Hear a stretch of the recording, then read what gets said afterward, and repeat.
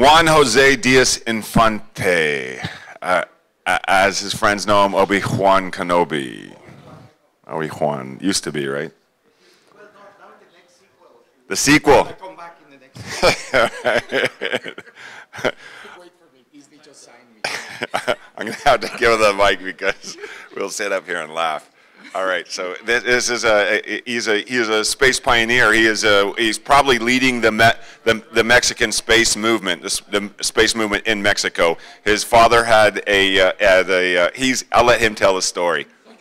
Okay, so back in the day, what people don't know about Juan Jose Díaz Infante is that back in the day, his father, when there was no Mexican space movement, this is 60s, saw the movement that was going on around the world and decided that he is the Mexican space program. And this is a lot of space exploration and advancements in space have started with individuals who've just taken this position. For instance, a person who decides that they're an astronaut teacher, and then a decade later, right? And then he did not anticipate to go into space and space exploration and these sort of things. And his dad pursued the goal by saying, I am going to foster space interest in Mexico by developing houses made out of plastic. Because Mexico is a petroleum-based economy, and so he's like, we're going to be futuristic in Mexico. His dad, the architect, built 4,000 of these houses. It influenced an aesthetic direction in the nation of Mexico. Later on, as he pursued his background's photography and the arts. As he pursued these, it led to a place where he realized, I want to build a satellite. That was 6 years ago. And since then, the whole world has changed. And I'll let him tell that story. Jose Juan Díaz Infante. Juan Jose Díaz Infante.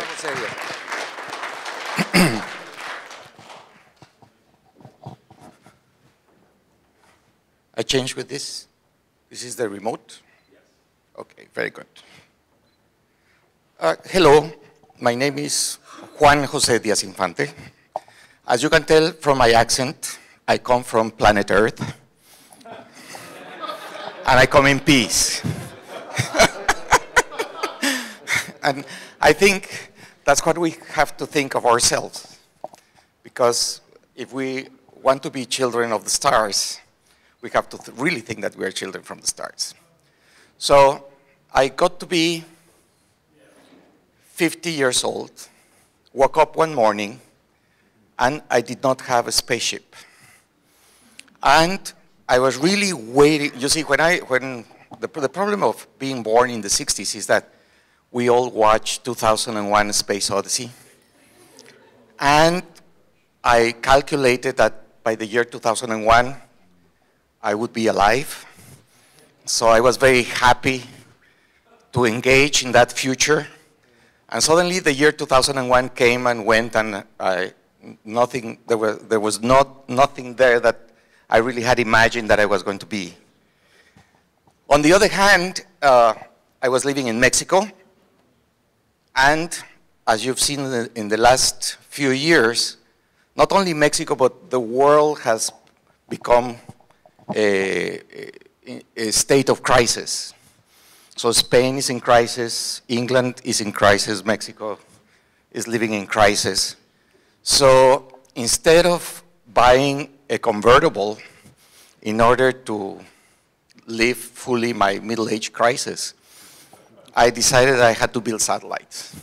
So I'm going to tell you my journal, because that's the best way that I can explain is how it happened.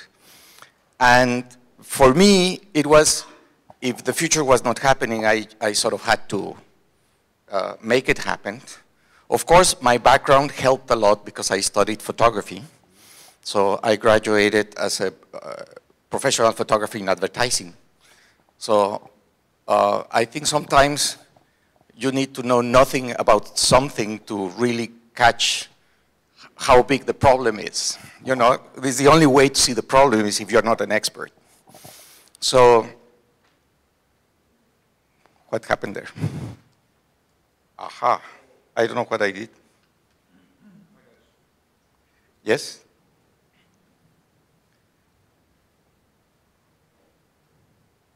I'm doing the wrong thing systematically.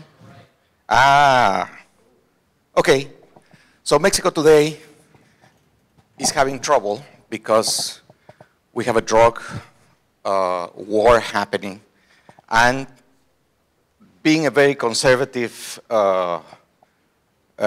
getting a conservative number is we have over 50,000 innocent people that have died in the effort.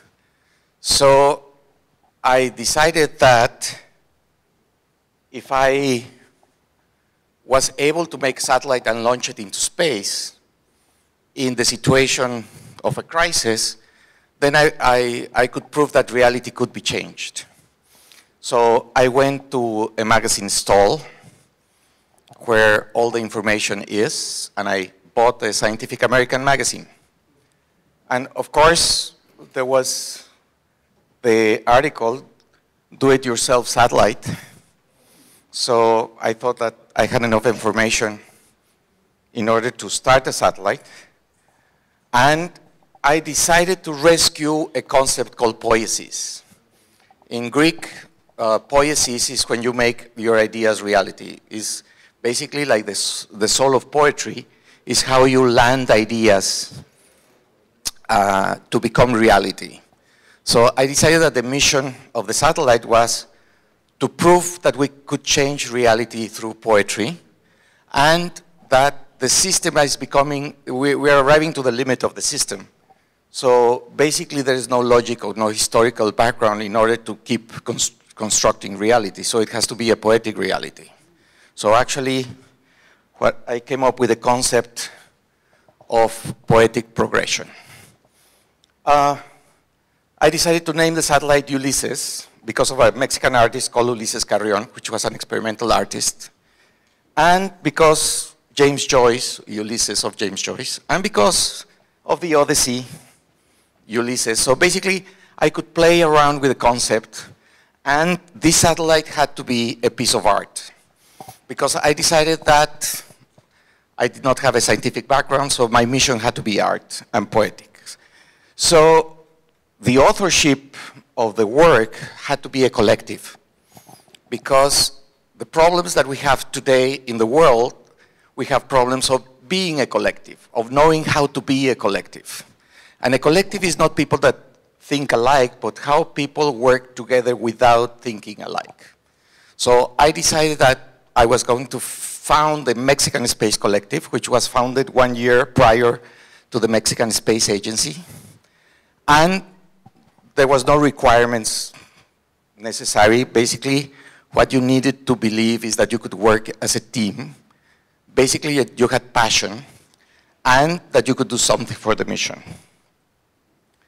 Of course, the first time, 5 years ago, that I gave a lecture like this, I had to go and hide myself in Colombia because I didn't know if I was going to mess it very badly. So the first place that I present this is in Caldas, in Colombia. That is a very small town in the middle of the mountains full of fog. And if I was really doing something very wrong, no one would notice. So I started sort of basically rehearsing what I was trying to say and trying to come up with a narrative. Once I saw that what I was trying to narrate was comprehensible, I decided to go to the MIT. And at the MIT, I went there and said, I'm building a satellite, and I've come up with a concept of poetic progression. And suddenly, a lot of rejection that I had in Mexico, at the MIT, they says, oh, welcome. We'll put you in exhibition, and please talk about your concept. And I met Buzz Aldrin. It was an interesting experience because I met him in the bathroom. And it's very unpolite to shake hands when you are there. And I thought I was going to miss my chance to meet Buzz Aldrin because I really watched the moon landing and he's a hero. And I was lucky enough to meet him again later on in the day. So I met Dava Newman, which was the deputy director of NASA up to last year. Guillermo Trotti, that is an space architect, and I met Michael Massimino, and suddenly I realized that building a satellite made sense. Suddenly, what you need is the excitement to try to go to space, and the dream or the imaginary makes a lot of sense. Oops, I think I'm pushing these two because I missed a very important slide that I knew that I had. So if Mexico did not have any research on space, how do you start a research on space? And I decided that the Sputnik was my subject of study. Because the Sputnik is like the simplest brick that you can do to go to space, and at the same time, this was a trigger of imagination. So when the Sputnik was launched, in Russia it was not a big deal. But it became such a big deal in the Western world that suddenly it became a big deal in Russia. And it was a whole imaginary trigger. So I decided that what we need today and what we are missing are imaginary triggers. And we need to become, or we have to build the triggers before the other things happen. So what I'm doing is basically the imaginary trigger. Now, at the MIT, when I was there, I found the following. The timing is correct. The French Revolution is about to die. Humanism is about to go down. So we are now neoliberal or something or the other. There was the end of the space shuttle. There were private capitals, and there were new poles of development. So basically, I was jumping into a place of change, which I wanted to understand what was happening. So I found also at MIT a lecture on history of science that took the issue of Jules Verne, and how Jules Verne was the person who created the imaginary of exploration of the last century. So here at the 150th anniversary of the MIT, Captain Nemo, and I decided that we do not have a Jules Verne for this century. We are missing the person that needs to trigger the imagination in order for people to go out and explore. So these are all the extraordinary voyages of Jules Verne that are in the novel. So there was this map of Jules Verne traveling around. And of course, I was here giving a lecture on creativity, and I meet an artist called Josh Simpson. Josh Simpson makes worlds, glass worlds, and he buries 2 worlds per month because he's creating an anthropology of the future. And he says, excuse me, are you Juan? Because you invited me to Mexico a couple of months ago, and I think I burned my bridges because I was not able to go, but I have a very good excuse why I didn't go to Mexico, to your glass festival that you were organizing. And basically, he tells me that his wife is an astronaut. And I find that that's a very great excuse not to go anywhere, because she's being launched into space.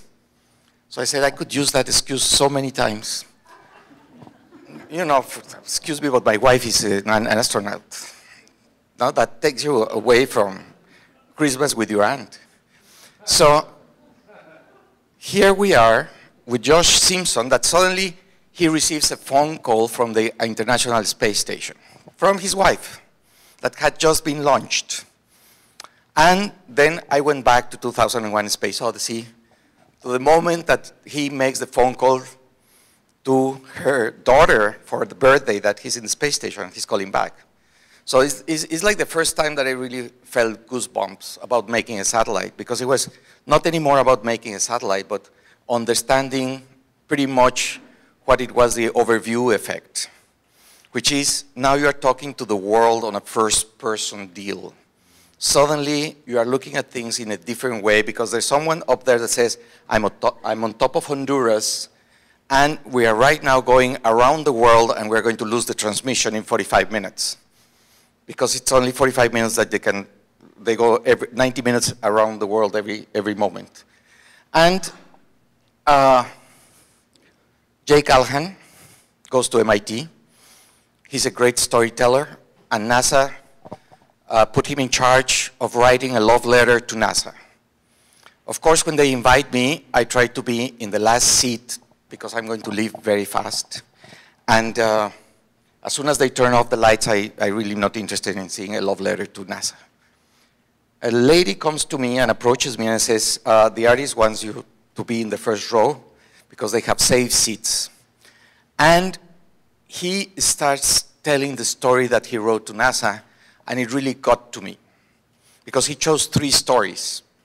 So the 3 stories was about an Indian young person that is ready to go to war, and he gets recruited to NASA, and he is a mathematician, and he doesn't have the PhD or he doesn't have the right studies to go to NASA, but he gets recruited anyhow. And he keeps telling the story about how this guy was in charge of returning the ship safely to Earth, and how this guy is going home after work, and he hears in the radio the famous words, "Houston, we have a problem." And he realizes that Apollo 13 is in trouble, and he drives back, and he's the person that comes back to Houston Control and actually yells at everyone and says, "Don't bring them back. You have to go to the man and bring them back because you won't have enough speed to come." And well, at that point, half of the audience was crying because these are people that are working in NASA, they are working in the trips, and they felt it very hard what the experience of Apollo 13 had been. And I had never realized how serious every situation is when you are, and the risks that you are taking when you want to explore space.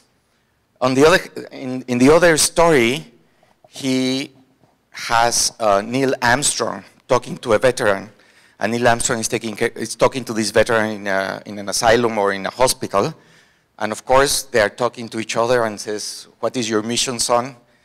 And Armstrong says, "The moon." I says, "Ah, the moon."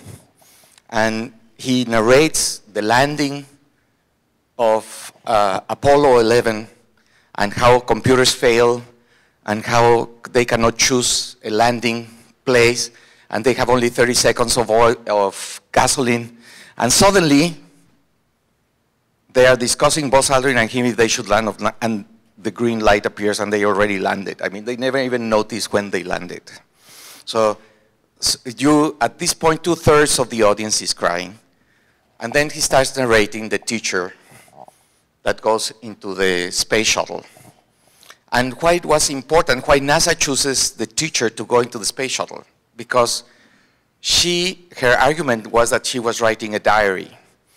And the diaries of normal people, of regular people, are more important than the diaries of the main leaders, because basically they narrate better life as it happens. So the most important thing about her going to space was her diary, and of course narrates the explosion of the space shuttle and how the crew dies. And of course, at that point, 100% of the audience is crying. And I started realizing how dramatic being in space and really putting your effort and your life in these moments, how important it was, and how it becomes a brotherhood. And basically, how going to space is an effort of thousands of people coming together. And the further you want to go, the further, or the more people you need. So basically, if we want to go very far, we have to put together the world. I went to Mojave, and I'm shifting everything too fast. And here I am buying a satellite and buying a rocket at a company called Interorbital Systems, because I figured out that Mojave is the largest investment in private capital in space. So I decided to go and meet the 17 hangars that are there, and ended up buying a slot to launch satellite. And of course, this is the place where they test the rockets. And I never realized that you cannot go during the day because you die, because 20 minutes out there, you dehydrate completely because of the sun. And then you have to go only around 6 o'clock in the afternoon is basically you have like a gap of time in which you actually have enough sunlight and you can see things, but then your problem are snakes. So you cannot go to that place to do the testing because you have to send someone before to get snakes out, and you hope you're not the chosen one. And these people have a spaceport in Tonga, so the whole story became more surrealistic because the king of Tonga wants to bring their island into the future, so they gave them a piece of land to Interorbital so they can launch from Tonga. If you do not know where Tonga is, I put it here. And of course, now they cannot launch because Interorbital just discovered that Tonga has a secret base of submarines of the United States there. So basically, right now the Department of Defense is not allowing them to launch from there. And in order for me to put together the satellite, I decided to do an art festival called Play. Play does not translate into Spanish because play in Spanish is obra de teatro o tocar, but in English, play has this statement of playing in a theater play, in a baseball play, in a chess play, or play for video, which does not translate into Spanish. So I was trying to work with the metaphor of technology and what it means for language, and at the same time, work with artists to make a satellite a musical instrument. And I decided to put together the exhibition of the whole brainstorm of the artists. So I asked the artists to do whatever they wanted. It didn't matter the amount of money that it would cost because space is expensive either way. And basically, we put together an exhibition that was all sort of sketches about how to make satellites and the different projects to go inside. And here we have the model of the satellite there. And of course, an animation for a polar orbit. And this is the musical score that at some point was music for 2 cellos in space by Omar Gasca. And the whole idea was the Fibonacci progression, which is basically everything. No? The whole nature is drawn there. So it was a very neat transmission to have everything being transmitted from the satellite. But I also wanted the mission not to fail, so I decided that a poem, a haiku, should go in one of the panels. And the haiku had to be about football. And because the FIFA is the only global organization. It has 205 countries against the UN. The UN has only 196. So if you want global problems to be fixed, you actually have to follow the model of FIFA. And this is another artist that did music without principles. That is the full tone range that your ear can hear. So again, this is another approach to the Fibonacci progression in which in sound, this is all the sound that your ear can hear. And I asked an artist to do a poster for our satellite. And he came up with this idea about the Mexican typical satellite that is already garbage. And it has the flyer zapper, no, the fly zapper here, and it has the Coca-Cola caps, and we call it the Ulysses Region 4. And this poster was used as an exhibition in Istanbul at the International Symposium of Electronic Arts, and they decided that this poster was the satellite. Not that this represented a fun thing about the satellite, but they thought that we were intrepid. We were talking about conservationism and garbage, and we sent our garbage before it was, you know, it didn't have to become garbage, it was already garbage. So suddenly, we really were able to spark the imaginary thing, the artists to the people that were looking at the project. Oh. When I was approaching each university to make a small satellite or a CubeSat, each one made it more complicated. So I needed millions of dollars. So I found Jerrod, which is a French friend that makes satellites. He's obsessed with satellites, so he makes them in the attic of his house. So I found him. This is his whole test, and he's holding a Sputnik in his hand. The Russian government commissioned him to build 6 Sputniks as the anniversary of the Sputnik. So at this point, I had this hesitation if I should ask him to build a satellite for me or if I should bring him to Mexico and for him to teach people how to make satellites. So I decided to bring him to Mexico, and this is actual our desktop to make satellites. So we were able to bring the technology of building very small satellites with no need of a lot of technology. No, I am there. So later on, I was asked to join the ITACUS, which is the Committee of Culture of the International Astronautics Federation, because I was engaging as a citizen science. So I was like a very weird phenomenon in which someone from a garage had decided to start his own space race. So now what I do is I attend a lot of committees about culture in space and about space, and to oversee that the problem is a cultural problem. It's not a science problem, it's not an art problem, it's not a political problem, but it's a cultural problem. It's an integration of everything. Of course, this is another exhibit, because now the exhibit goes around the world to different places. And here's the Mexican Space Collective giving a concert, and now we have many satellites in the animation, and they're all producing their own music, and that's how a concert was organized. And here I am with some engineers from a Mexican university called the Politecnico. They're the happiest bunch.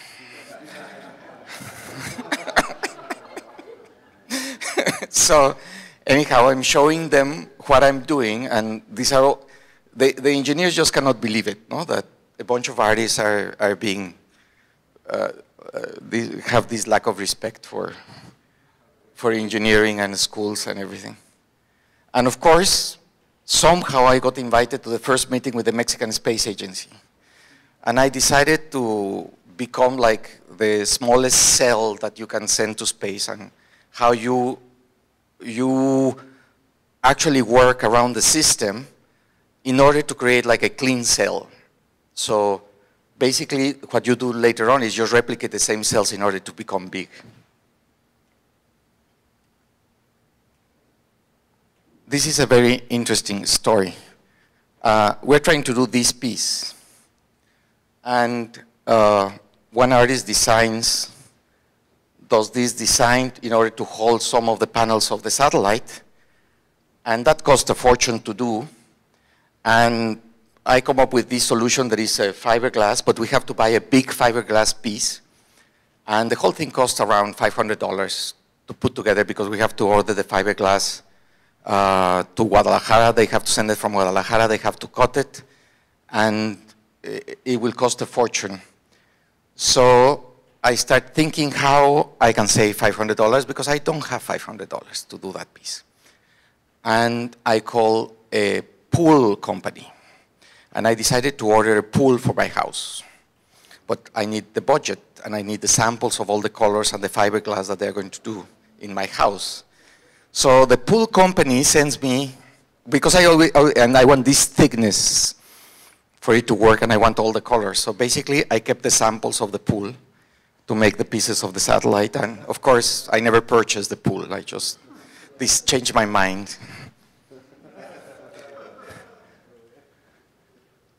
And here is Jerrod in Mexico. And what is very interesting is I invite Jerrod, and I make an open session, and I make like 6 days of engineering and art and how to make satellites. And I get a teachers' strike. 50,000 teachers right outside of my door are demonstrating against the government. And I have all these police around the door where I'm trying to teach people how to make satellites. So this is just to show you the paradox. No, I'm trying to go forward in time, but still there's people that live in the 12th century. So you are collapsing two paradigms if you want to go into century 21 or century 12 or century 0. So basically, these are the only people that showed up, and this is my graduation photo of people that know how to make satellites in Mexico. Of course, this is Ulysses. And finally, we were able to have a satellite. And so we get an article, and it's a very simple thing. It's basically 2 chips, a radio, and the capacity to transmit 300 kilometers. And what we find is that the electronics work the same on Earth as 300 kilometers. I mean, basically, you can buy them off the shelf.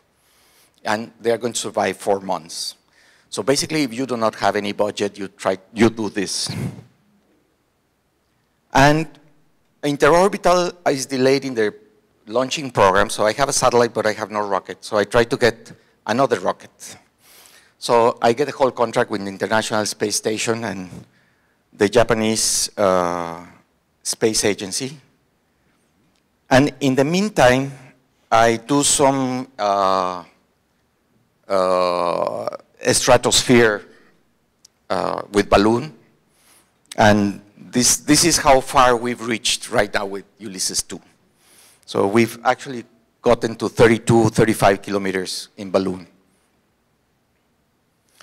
And I decided that if I finish this project as an artist, all the people that is working with me would have to get a job and would be a very boring job.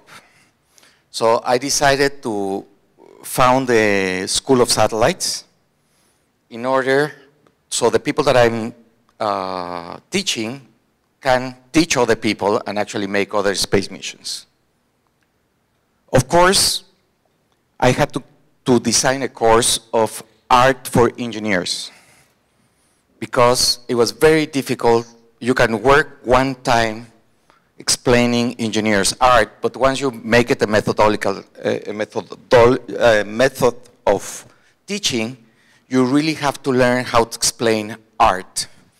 And before the 18th century, technology, science, and art came together. When you go to the Cathedral of Chartres, it's a big bang. When you enter, there's no difference between science, technology, religion. You know, everything is just held together. And the problem here is that art, technology, and science do not come together because the hierarchy is economics, is money. So if we keep in the neoliberal thinking that money is what should guide things, basically there's no way of creating integration of anything. Basically everything has the tendency to disintegrate. So here's some text about Joseph Beuys and the relationship of art and science. And the interesting thing is art is the imaginary process and is needed, is the inspiration, is the muse. And afterwards, this process of imagination becomes science. But they are not antagonic. There's not one or the other. It's one thing that goes into the other one. And this is our headquarters, which we want to build. This is a 22-meter sphere. And this is a campus that we have projected, and we're trying to build it somewhere. So we're trying to get a grant for this.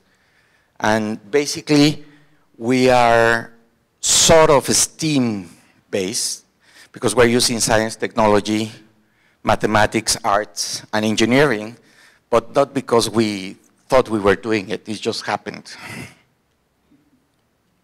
And here's part of the people that we've been teaching how to make satellites. So now the group has become bigger. And here are with the governor of Jalisco. And of course, now we have the need to bring more people in. So we have a program now of CubeSats. And we've done a partnership with a skydiving team that carries our CubeSats. So we don't lose the CubeSats. And we can do 3 or 4 jumps a day. So that has become a very good partnership. And here's an artist with his CubeSat, and here's the parachuting guy with a CubeSat attached to his body. So we can do 3, 4 jumps, and if something fails, he does another jump, and if something fails, so we are ready to go to a bigger. Okay, this is the parachuting team. We are doing also more CubeSats. And what we've learned about doing it ourselves is there's a paradigm in computing that says garbage in, garbage out. So if you put garbage to a perfect model, you get garbage out. If you put perfect data to a garbage model, you get garbage result. So when you have a country in crisis, what you have to create is your mini cosmos or your microcosmos. So in order not to get into the garbage model. And you have, if you want to read about theology, Hans Kung has a very nice way to describe the problems of ethics today, of people that live in paradigms of century 0, century 12, and century 21. So basically what we live is in different times. So if you're trying to bring a project of the century 21 with someone that has a mentality of century 0, you will never be able to approach them. So you have to realize that if you have a project with your mind of century 21, you need to be talking to only people of century 21. Now, most people live in century 12, but... And basically, the mission of Ulysses has been accomplished because we're changing reality. And we think that we have changed reality if we are in the newspaper. So we are good data in the newspaper when you have 43 people murdered in the first page. So we're in the same day, in the same newspaper, changing reality. So the mission is pretty much how to change it. Of course, we got a samurai school to sponsor us. So now we have become samurais. And we're doing other things. We're doing a circuit sculpture. We have found that the European Space Agency has a program for citizens. So they are acknowledging the fact that there's a need of citizens engaging. And these are some of our workshops of imaginary ships that now we're doing with children. So we're doing CubeSats, nanosats, and imaginary ships with garbage or recycled thing. And of course, there's a comparative here of our budget, which is 0, to the budget of the university, the Council of Arts, NASA. So everything has lots of zeros, and we're able to do this thing basically with no money. And I founded the first department of space affairs belonging to a science fiction film festival. So basically, I realized that when I was talking to engineers or scientists about this theme, or artists, you get certain response. But when you go with science fiction people, they just love it. So I decided that the space affairs program would be interesting. And this is my end note. These are all the people that are working. This is everything that we've done. And I just want to leave you with a message that you do not inherit the present from the past. You borrow it from the future. Thank you very much.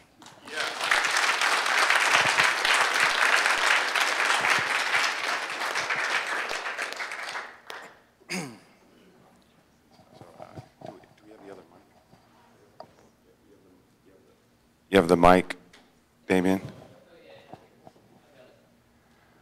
I have to tell a short story. So when a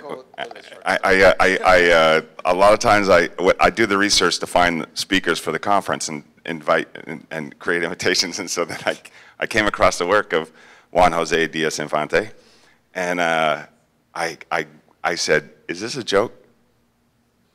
I had to look. I was like, "Okay," so I kept on looking. I couldn't tell if I was, is someone pull my leg? And so then I said, and then I sent him an invite, and he thought the same thing.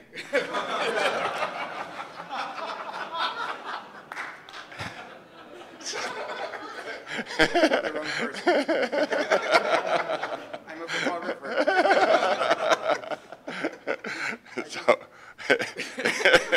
My satellite is this big. So do we have any questions? Oh, okay.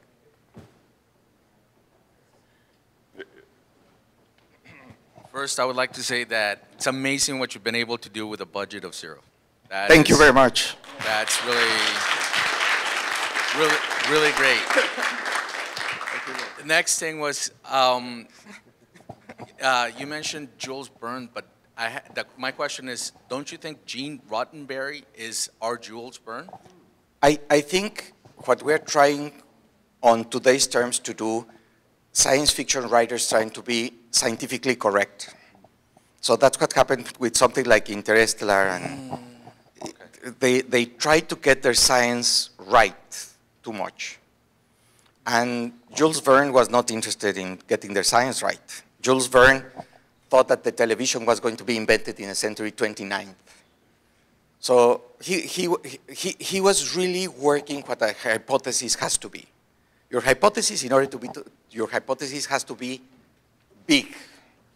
So that means that if we are going to be working in interstellar trips, we have to think on bitcoins. We have to start thinking of space dollars. We have to start thinking in generating our currency. We have to really be pushing imagination to generate the excitement to pay for the rockets that need to go to, I mean, defeat gravity is a problem. So you really need to engage against gravity in order to get there. Right. I know that Gene Roddenberry maybe focused a little bit on the science, but that's because of that.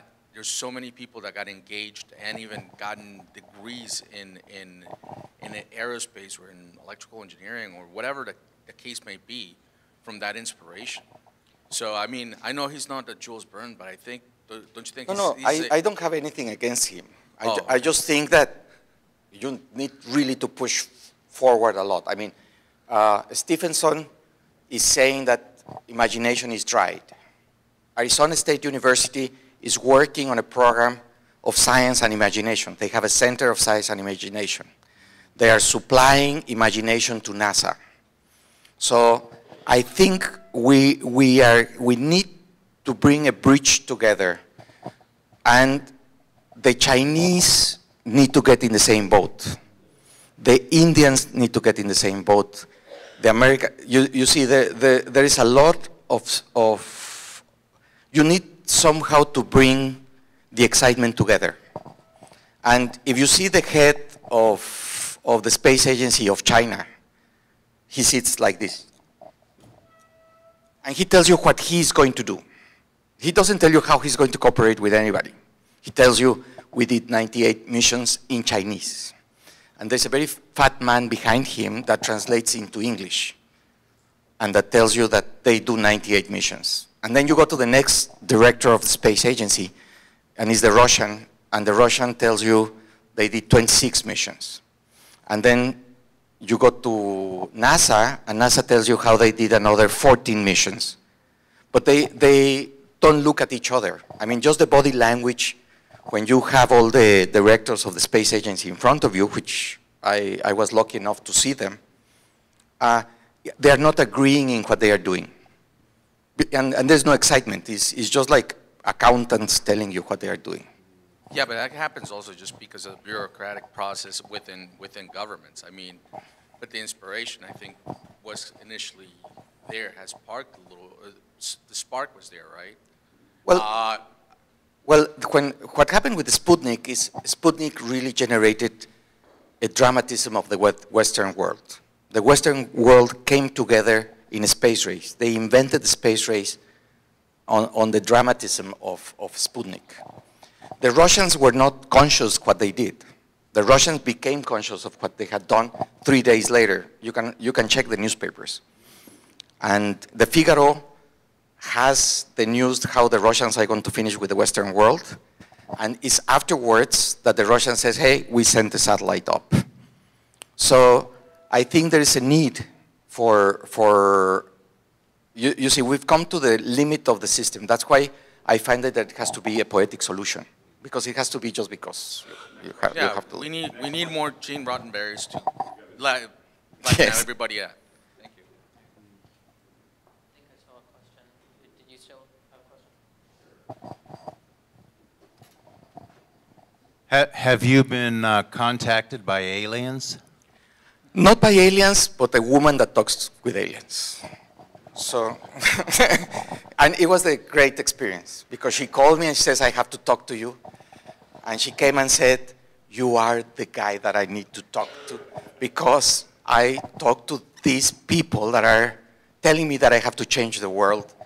And it's going to be like the next chapter of my book, because she really believes that she's talked by aliens. I enjoy a lot the messages that she brings, and I think it's the next talk for the next year in the Congress. Aliens. You had an infographic of how art and engineering intersect, and you know the main point of the infographic was that they intersect with culture but not with money. But I wanted to hear more of an explanation for that, because from my perspective, cultures differ widely in a global sense. We disagree on politics, we disagree on religion, but money is something that's a little bit more universal and something that is involved in art and engineering. So to what extent, or what makes you think that money is not something that connects all of those things, whereas culture is?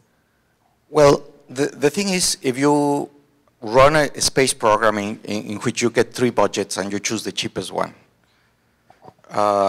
your way of thinking seems to be okay because you are saving money, or because you're not spending that much money, or whatever, and that's the way that normally someone from financial department or the accountant will act, and an accountant is making the decisions of how to launch a rocket. So if you have another hierarchy, if you decide, okay, money is important, but it's not the most important factor. I'm not saying that you have to raise it, but you have to have the objectives that money shouldn't be what is guiding the decision. And on today's terms, most decisions are guided by money. And we talk about money, and that's the way we relate to each other. And as you say, it's what everyone is talking about. And when it's only money, it becomes very dry, because it's about money. So you should try to get another layer of conversation on top of that. So it's more, to you, it's more about the choices that we make and why we make them, as opposed to what unifies people. Well, you have to change the conversation. Basically, the narrative that we talk most of the time is about money, and it's what is very clear, and we see the stock market, and that's what you're getting informed. But basically what you need is the language has to become richer, has to become more intelligent, because I really would like to talk with people on an intelligent level and not in a money level. So for me, when we can see other values about doing something that are not money, which you generate whatever value you want, and that's pretty much why I say that we could invent today space dollars. Because Bitcoin started like that. Bitcoin started generating imaginary money for software. Why do we have to use money that belongs to someone else? And you're putting a layer of imagination on top.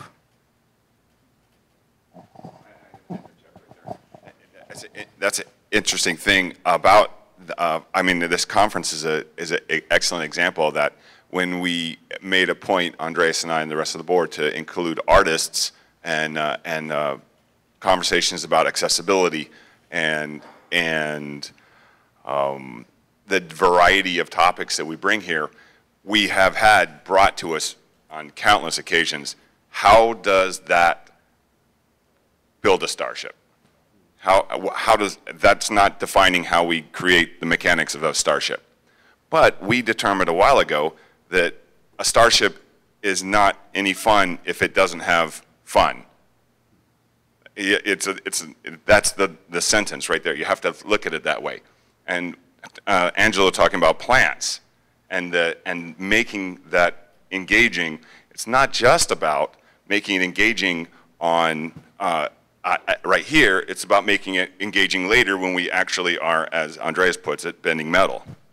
So that when we're bending that metal and we've got that model and we're doing it, we're including the thing that makes it worthwhile to all of us, and it's like, yay, space, awesome, space Quidditch, space Minecraft, space badminton, all the fun stuff as well, and all the interesting ideas that we all as grown-ups have had our entire life as we imagine going into space. So I think that's a parallel with what Olivia is asking, that it's not just about money, and it has to be a richer, more complex tapestry of dialogue when we talk about building a starship. Any other questions? Aaron. I just wanted to ask about your launch vehicle for Ulysses 1. I wanted to ask about your launch vehicle for Ulysses.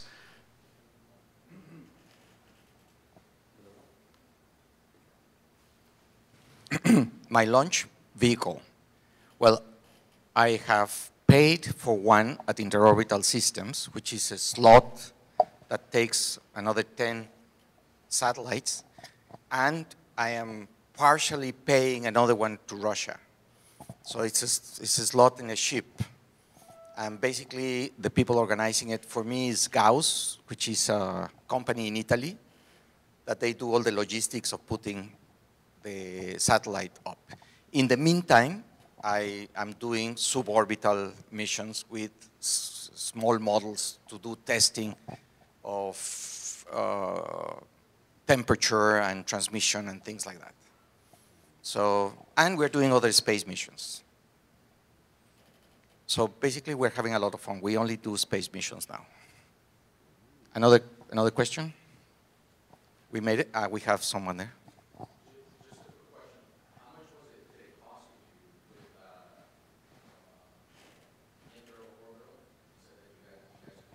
Interorbital has a package deal of about $8,000 or $10,000, but they are very behind in their program. So it's very inexpensive, but we're not very sure if we ever launch. So it's like a dream. The price in the International Space Station, it would be a CubeSat will be in the range of $80,000, a 2 CubeSat $150,000, and you have to go for testing and certification. It's infinite. It's 36 activities to make satellite, 81 activities to get certification. So you spend money like crazy.